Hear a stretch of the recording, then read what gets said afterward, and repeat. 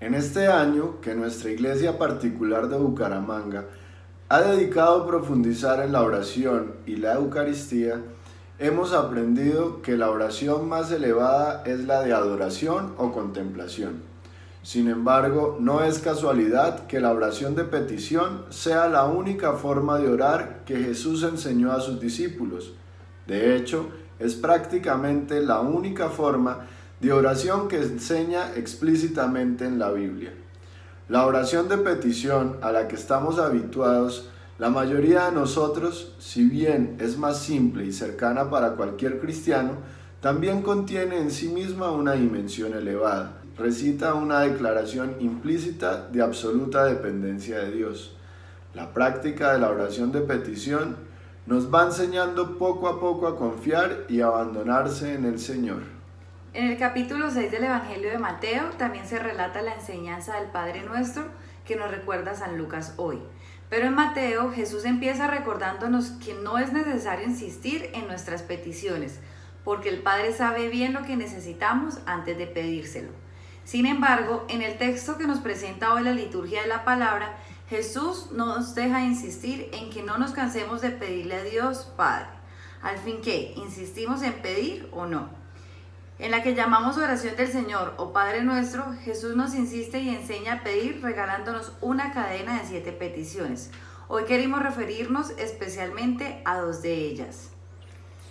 Una que además de ser la petición más repetida por el propio Jesús en los Evangelios, en el Padre Nuestro nos lleva a tomar conciencia de nuestra radical dependencia de Dios.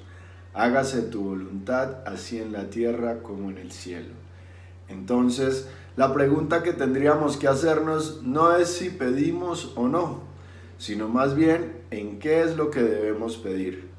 Generalmente cuando pedimos, en el fondo no queremos que se haga la voluntad del Padre, sino que se nos conceda lo que más nos conviene o necesitamos en una situación determinada. Cuando el Señor nos dice que pidamos con insistencia, nos recuerda que lo que tendríamos que pedir es el Espíritu Santo. Pues si ustedes que son malos saben dar cosas buenas a sus hijos, ¿cuánto más el Padre Celestial dará el Espíritu Santo a quienes se lo pidan? La oración de petición que desea la voluntad del Padre nos pondrá en contacto con nuestros límites y hará que nos relacionemos con el Señor desde nuestra pequeñez. La segunda petición en la cual hoy quisiéramos profundizar es la única petición condicionada que tiene la oración del Padre Nuestro. Perdona nuestras ofensas como también nosotros perdonamos a los que nos ofenden. Ningún otro regalo del Señor tiene una condición. Solo seremos perdonados en la medida que perdonemos. ¿Habían advertido ya ese pequeño detalle entre las miles de veces que han rezado al Padre Nuestro?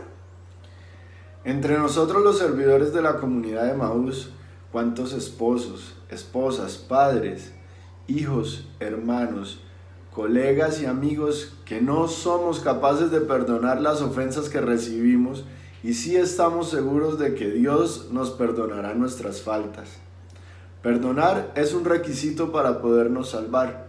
Por eso el Señor nos recuerda que antes de depositar nuestra ofrenda, debemos arreglar en nuestro corazón aquello que nos distancia de nuestro prójimo. No dejemos de pedir ni pensemos que la oración de petición es de inferior calidad a otras formas de encuentro más elevado con Dios. Pero no olvidemos pedir primero el Espíritu Santo, para que nos ayude a entender los planes de Dios y nos ayude también a ponerlos en práctica dentro de nuestra propia historia de salvación. Los esperamos esta tarde en la Eucaristía de las 6 p.m., organizada por la Experiencia de Revolución Juvenil, quien estará respaldada por la banda RJ. Los invitamos a seguir en oración, escuchando la reflexión dominical del Papa Francisco.